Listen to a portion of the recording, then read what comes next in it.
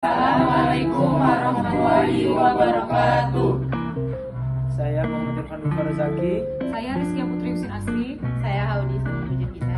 Saya Salma Dewantari. Saya Muhammad Rizky. Kami dari kelompok 3 akan menampilkan video edukasi tentang cervical spondylosis. Selamat menyaksikan.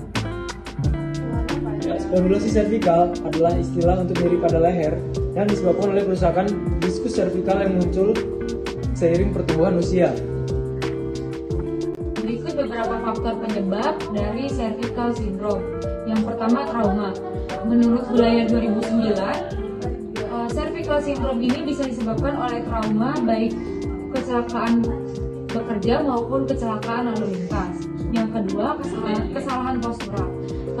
Keterbiasaan sikap dengan postural dan posisi yang salah dan terlalu lama dapat menyebabkan cervical syndrome, yang dimana menyebabkan nyeri pada leher. Misalnya tidur menggunakan bantal yang terlalu tinggi atau menggerakkan leher secara tidak sengaja. Yang ketiga yaitu penyakit degeneratif.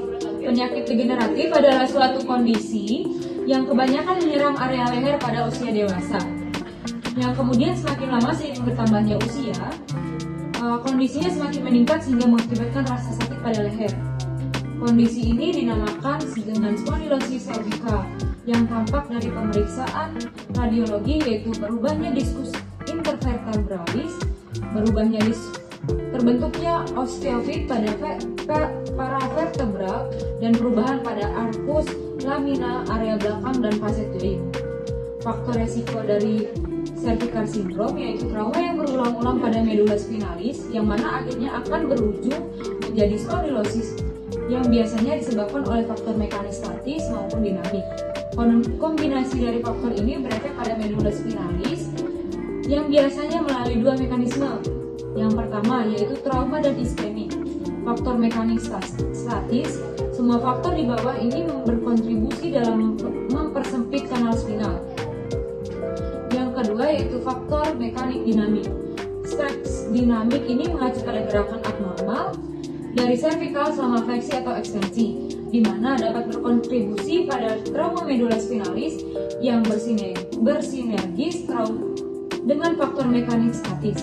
Fleksi dari penekanan saraf spinal ke osteofit, sedangkan saat ekstensi dapat menyebabkan penekanan ke ligamentum flavum yang mengalami hipertrofi. Jadi untuk penyakit spondylosis cervical ini kita dapat mencegahnya dengan cara pertama itu kita dapat sering bergerak, berolahraga, lalu juga menjaga postur tubuh kita baik saat diri maupun duduk, dan juga menggunakan alat keselamatan diri seperti helm saat berkendara, dan juga kita harus memeriksakan diri kita apabila di keluarga kita tuh ada yang pernah kena penyakit ini juga. Dan terakhir disclaimer nih untuk orang-orang yang bekerja menggunakan komputer maupun laptop itu sebisa mungkin memposisikan layar komputernya itu sejajar dengan penampakan kita agar kita tidak menunduk. Pengobatan spondylosis cervical tergantung pada tingkat keparahan dan gejala yang dirasakan oleh pasien. Tujuan pengobatan ini adalah untuk meredakan rasa sakit, mencegah kerusakan permanen di tulang belakang, bantalan cervical, dan juga saraf, serta membantu pasien agar tetap bisa beraktivitas secara normal. Latih pasien untuk berlatih gerakan tertentu yang mendukung peregangan dan melatih kekuatan otot, serta memperbaiki postur tubuh. Berbagai latihan tersebut dapat meredakan nyeri leher dan kaku akibat spondylosis cervical. Fisioterapi dapat dilakukan di fasilitas kesehatan yang menyediakan atau dilakukannya visit ke rumah pasien tersebut. Exercise yang pertama yaitu neck stretching exercise. Durasi untuk melakukan exercise ini yaitu 15 detik dan secara bertahap naik ke 30 detik. Untuk rileksnya dengan durasi 15 detik, kalian dapat melakukan 3 kali untuk sisi kanan dan 3 kali untuk sisi kiri.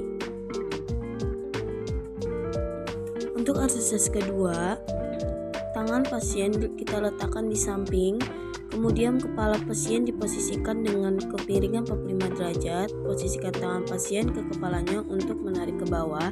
Di saat Anda menarik kepala ke bawah, Anda akan merasakan peregangan di belakang leher. Exercise ini bisa dilakukan di sisi kanan dan sisi kiri. sebanyak 4 kali atau 3 kali. Untuk akseses ketiga, posisikan tangan pasien seperti yang ada di video.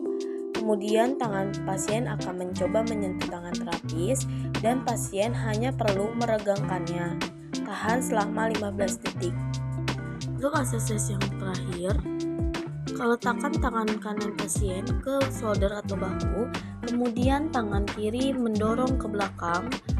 Pasien perlu tahan selama 15 detik sampai 30 detik, lakukan selama 3 kali. Dilakukan akseses ini agar dapat lebih banyak kompresi pada otot bahu. Sekian video edukasi dari kami. Jangan lupa like, comment, dan subscribe. Wassalamualaikum warahmatullahi wabarakatuh.